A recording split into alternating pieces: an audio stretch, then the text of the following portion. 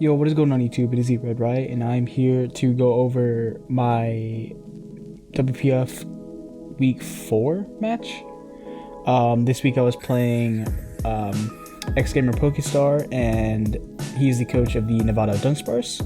And his team follows as Cinderace, Barraskewda, Whimsicott, Politoed, Quillfish, Sableye, Scizor, Thundurus, Therian, Mega Swampert, Drampa, and Beartic.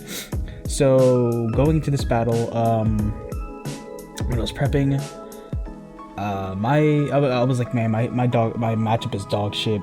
After doing all the like a shit ton of mocks, still pretty dog shit matchup. But this is the team that I managed to come up with that I actually won a couple mocks with, and it gave me the best chance at potentially winning this battle.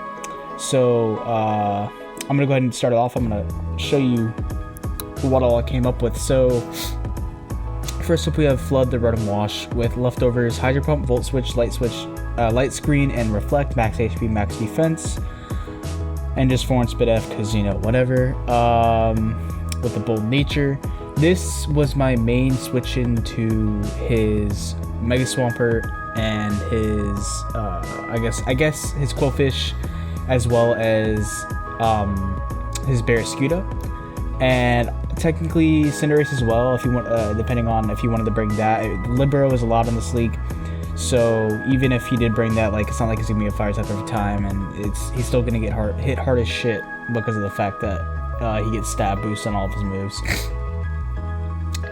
So yeah, and then Screens was there to basically just give me a better matchup against better matchup against his team in general and take hits better, because without it, like, Barraskewda, if it was Banded, Adamant, and Rain, it actually, like, just shred through my team. It fucked my entire team. I had no switch, and, like, even though Rotom Wash was max HP, max defense, it still didn't take one very, very well. So after a while, it would have been worn down. So I opted to bring Screens because Thundurus was also a problem. With the right coverage, Thundurus gave my team a real big problem because I really had no mons that I could bring that could switch into it. Since it does get Weather Ball, I couldn't bring Mudsdale. I mean, it gets Grass on as well, but why not run Weather Ball on a Rain team, right? So I brought Light Screen for that as well because Rotom can't really switch into it either since it is a neutral hit. So that was my thought process behind that. Hydro Pump, even though Swampert can switch into it, because it'll be immune to Volt Switch, Hydro Pump and Rain 2-hit KOs a non-invested Swampert, so that was really nice. So let's move on. Next up, I brought Chia Pet, the Shaman with max HP, max Pedef, Calm Nature. The Kebia Berry was there to because this was my main Thundurus switch-in, since Thundurus doesn't get any special flying type coverage. This was my main Thundurus switch-in. So on the off chance that he did bring Sludge Wave on it, and he did click Sludge Wave one turn and catch me on the switch-in, then Kebia Berry would let me take that a little nicer, and I could play from there depending on if he was specs or not, yada yada. So I brought Seaflare, Leech Seed, Toxic Protect. So Seaflare was there just to hit really, really hard against, like, the 15 water types that he has on his team. Not really, but you know what I mean. And then Leech Seed plus Protect was there to get residual chip over time on the Scizor, because every time Scizor was going to be his Shaman answer since it doesn't get any coverage for Scizor. So every time he would switch Scizor into this, so every time on the switch-in, I would just click Leech Seed and get residual damage over time onto that Scizor. Next up, we have Walter the Lycanroc Dusk with the Choice Band. So Adamant Nature, 100 in HP, 252 max attack, and then 156 speed. So I don't exactly remember what I was creeping with this. It may have been me creeping a Thundurus that was speed creeping whatever mon it could speed creep. I don't know. That could be completely wrong. Either way, I remember when I prepped, I didn't have a reason to run max speed because Banded Accelerock still kills a Thundurus from full. So really, the Stone Edge was there for extra damage output. Accelerock was obviously there to pick things off and OHKO the Thundurus. And then Close Combat was there just to hit things really, really hard, mostly just to hit the Scizor for maximum damage output, because I could have technically ran Fire Fang on it, but since the rain being up, it really wasn't worth, because I'd be clicking Fire Fang on the off chance that he went to Scizor, but he would never do that. It really would have just been an endgame scenario that I would have been clicking Fire Fang, so it really wasn't that important. And then Psychic Fangs was for his Quillfish, because I really saw him bringing a max HP, max defense, maybe Rocky Helmet Quillfish with Intimidate, because that really did match up well against Lycanroc Dusk and Mega Scizor, which he really didn't have switch-ins for, other than Swampert, I guess, for the Lycanroc Dusk, but even then, like, it still takes quite a bit from close combat. So moving on. Oh, didn't mean to copy. Moving on. We have Mustang, the Arcanine, with a Rocky Helmet, Intimidate, Flamethrower, Teleport, Will-O-Wisp, Sunny Day, and max HP, max defense. And these may seem like lazy sets, but really, this was what I was basically forced to run, because my matchup was so bad that I had to basically run a lot of bulk and hope that I could, like, outstall him, essentially, and just get things whittled down enough that Lycanroc could pick them off with Accelerock, considering the fact that Scizor couldn't do that with Bullet Punch, because, like, 95% of his team resisted Bullet Punch. Anyways, Flamethrower was there just for... I don't remember if I clicked it, but Flamethrower was there obviously for the Scizor. This was my main Scizor switch in every time.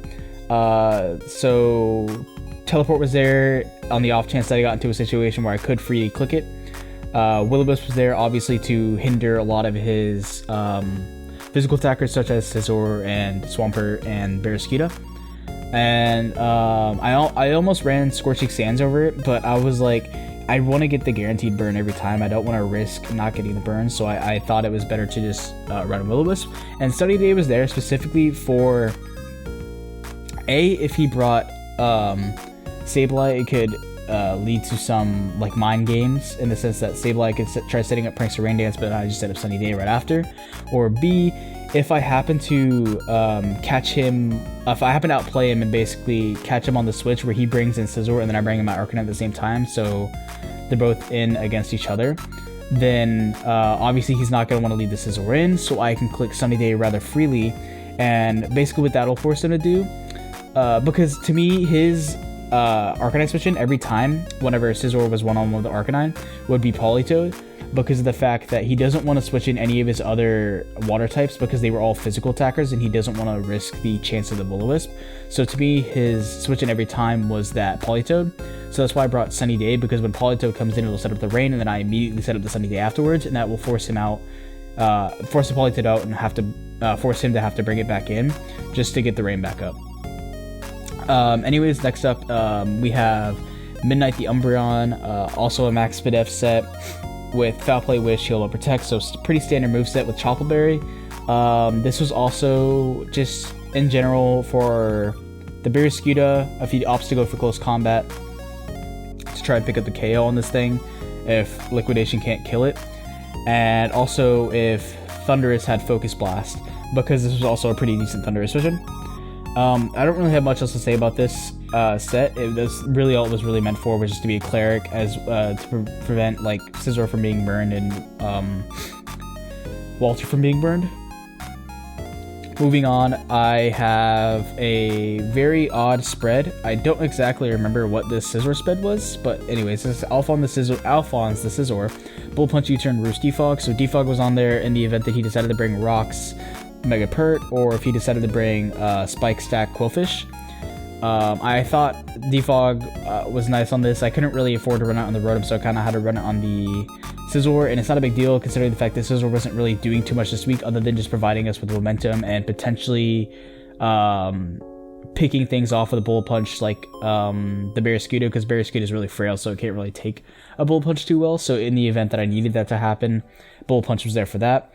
Roost was there just with longevity, and the spread here, I was speed creeping something. Like I said, I don't exactly remember what. I built this set quite a while ago, and this was like the only set I really didn't change. I changed just I added Roost like after a couple mocks, but when it came to EVs, I didn't really change the set because it was EV to live a lot of things and do a lot of damage back to things. Like I think low roll did 49% with U-turn to a uninvested Politoed, I believe. Either way, it was doing a shit ton to Politoed, so over time I could wear it down because I did speed creep enough that he really wouldn't be running enough speed to outspeed me with his own Politoed, so I could always free the U-turn in front of it.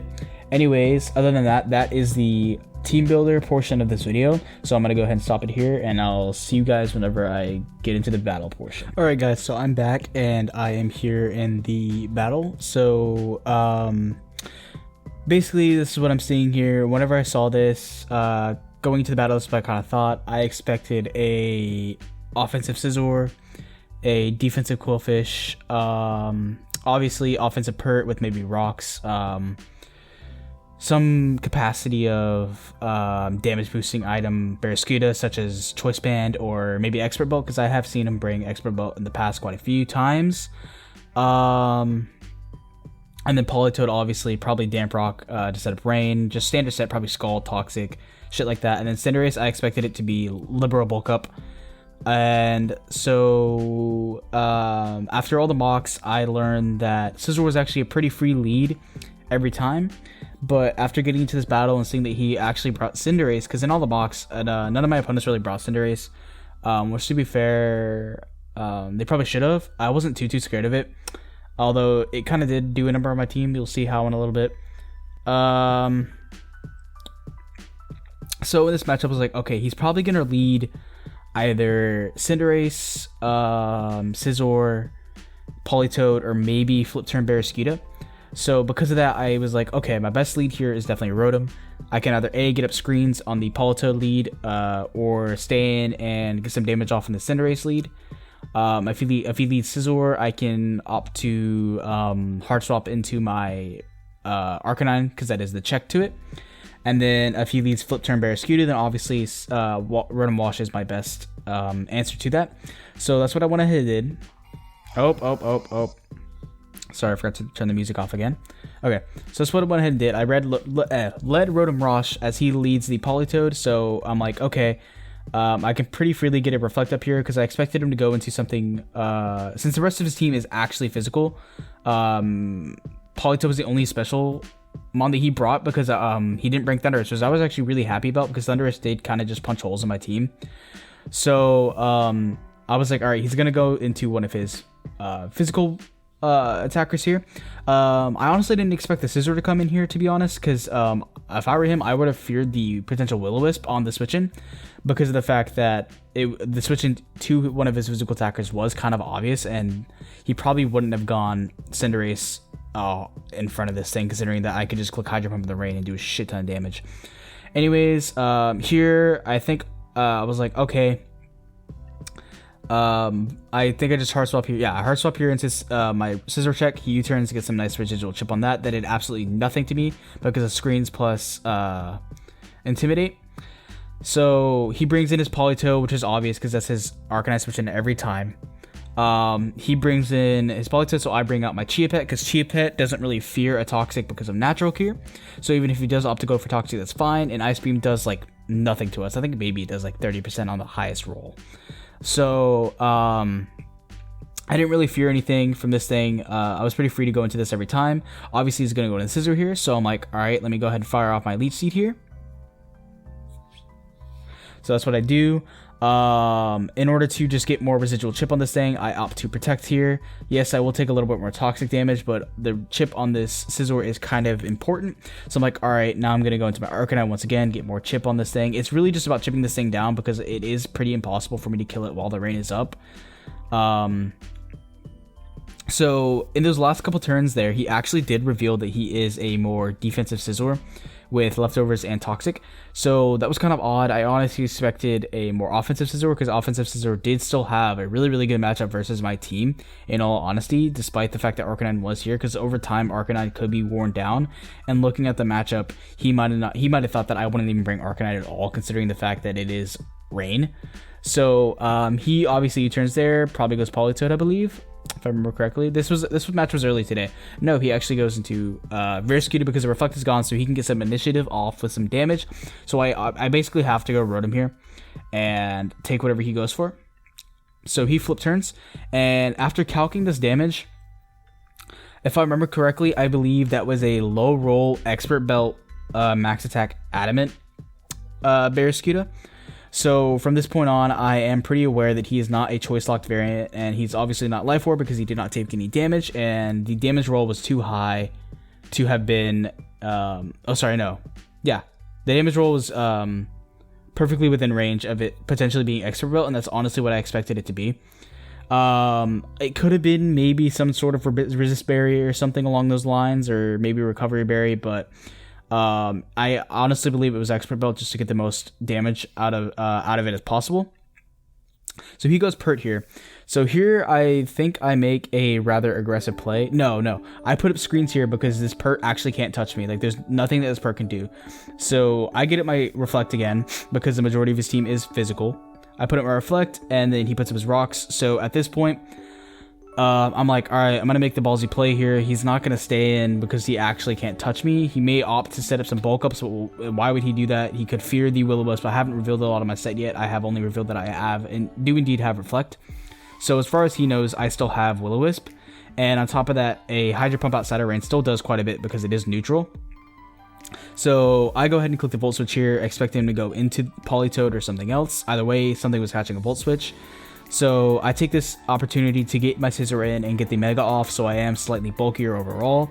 And I'm also like, I don't exactly fear the Skull Burn here. I know I can take one Scald from this thing in the rain rather well. I don't fear the burn because I do have Heal Bell on my Umbreon, so a burn at this point isn't the end of the world.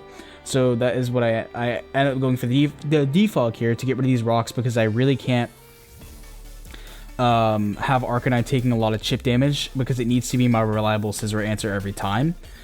So it was imperative that I got the rocks gone as soon as possible, so that's what I go ahead and do. I get the rocks gone as soon as possible. He does go for the Scald here, and unfortunately he doesn't get the burn. Like I said, not the end of the world. I do have Heal Bell. I just opt to go for the U-turn here.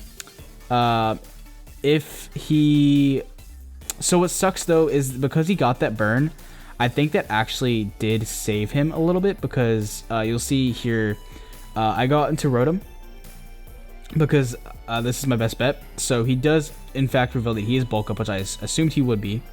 So, oh, never mind, I lied. It actually didn't matter. It wanted to put him in range. So since he wasn't a fire type, he was able to tank that rather well, which is a little unfortunate because he's able to fire off a really, really powerful HJK here without the screens up. So because of that, my Rotom is actually kind of too low to really take anything from what it's supposed to check, which is a little unfortunate. I opt to Volt Switch here, A, for the 100% accuracy, and B, because of the fact that he wasn't going to switch a boosted Cinderace out. I expected him to just let it go down. So at this point, now that I have the Cinderace gone, I need to figure out what I'm going to go into, and my thought process was that if I bring out Umbreon, that's going to bait out the Scizor, and in turn I can get a little more chip damage on that Scizor. And on top of that, I didn't want to go into anything that would bait out one of his potential range sweepers such as Barraskewda or Swampert because of the fact that Rotom is my check, and with it being so low, I don't really want either of those two mons to come out because I won't have a good switch in. So I'm like, okay, let me just go ahead and bring out Umbreon here.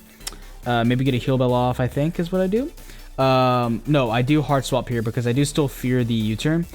This is a little bit of a misplay on my part. I probably should have just clicked Hard Foul Play or something because I was like, he's probably Roost, but I played it a little too safe there because I could have taken one U-turn from that range, but I thought that it was too imperative that I kept Umbreon around to get Heal Bells off in the event that something does get burned again. So I misplay there a little bit because he does fire off the Rooster and get back to full, which is a little unfortunate.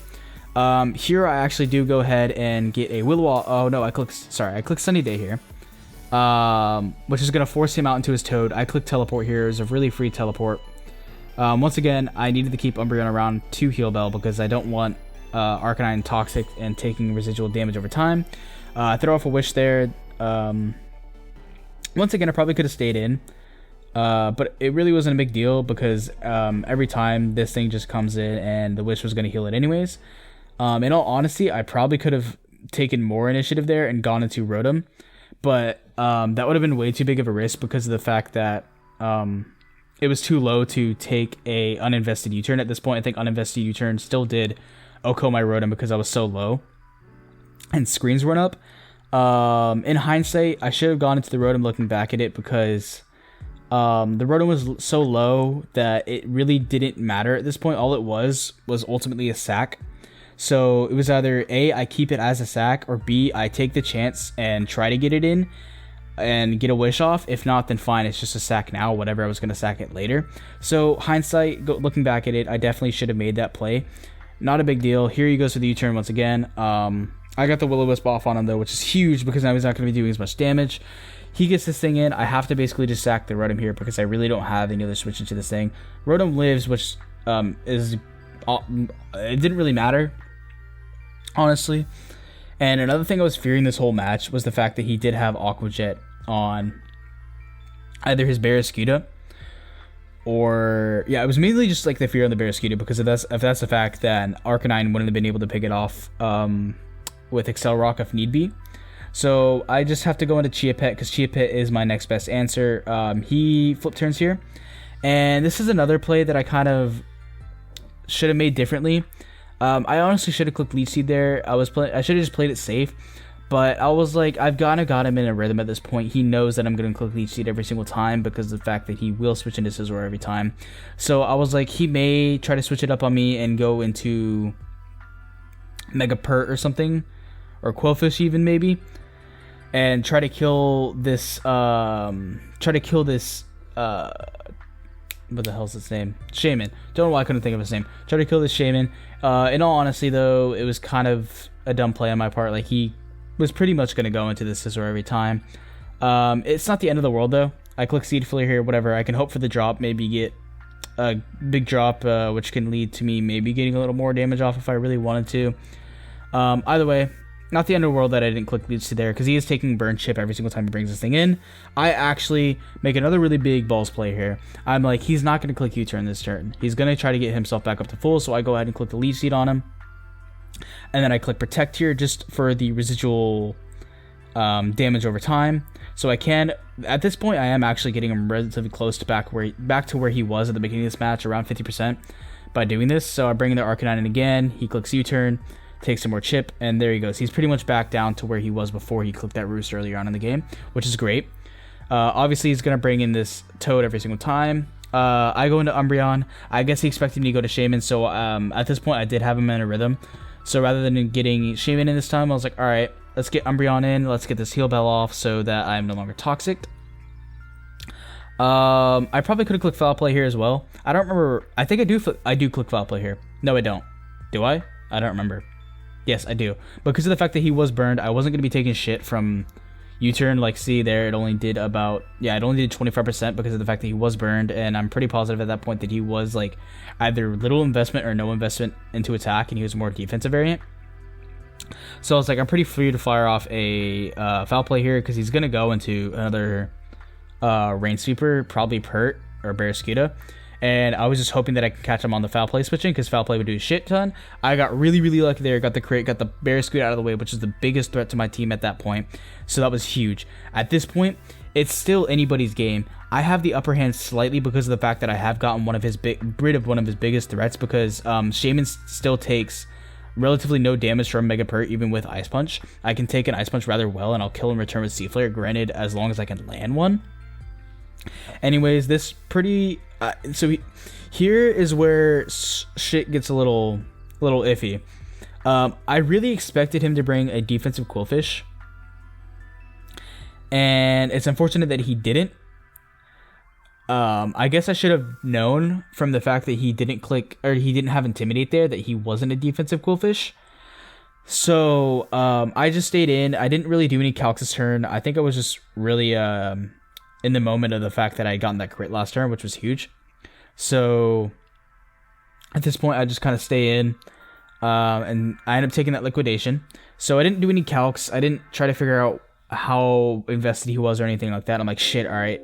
So I clicked the Wish this turn. I'm like, I gotta protect this turn to get the Wish and get myself back up to full. So this is when he reveals Swords Dance, and this isn't even like this was such a fun match. I'm not even mad about what's about to happen here, because this match was really, really fun. So yeah, huge shout out to Xgamerpokestar. I'll link his channel in the description below. Anyways, he clicks the SD here, which is just like great prep and great play on his part. I really didn't expect this at all. I really expected a more defensive variant of a Qwilfish because of the fact that it did have a really good matchup versus my team.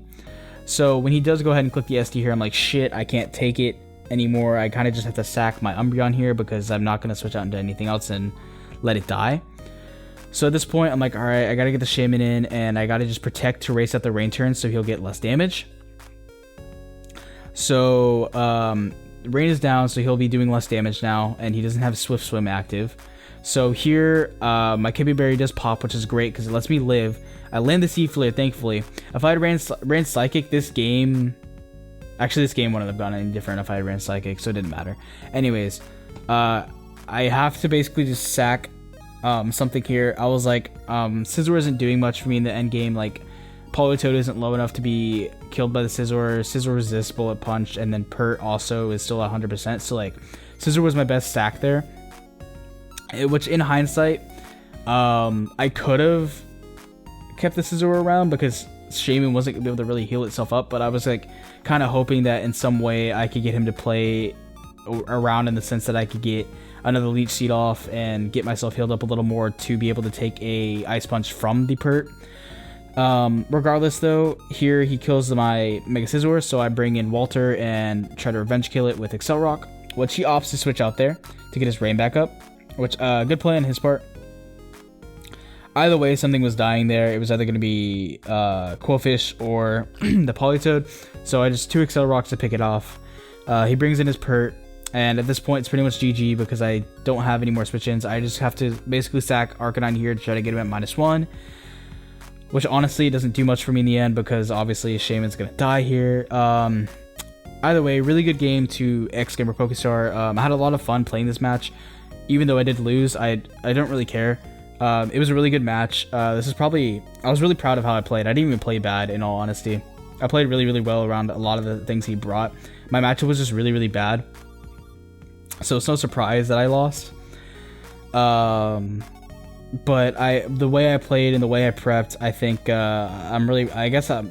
Not to, like, toot my own horn, but I'm proud of myself in that sense. And...